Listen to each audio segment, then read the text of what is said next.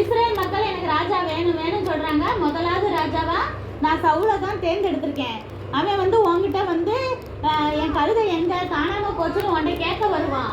அவன்கிட்ட கழுதை கிடைச்சிருச்சுன்னு சொல்லிட்டு நீ அவனை ராஜாவா அபிஷேகம் பண்ணுன்னு எல்லாமே சொல்லி வச்சிருவார்.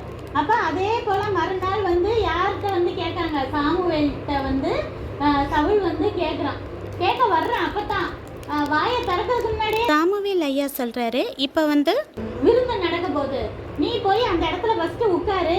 நீ வந்து கழுதையை தானே தேடிக்கிட்டு வந்திருக்க, உன் கழுதை கிடைச்சிருச்சு.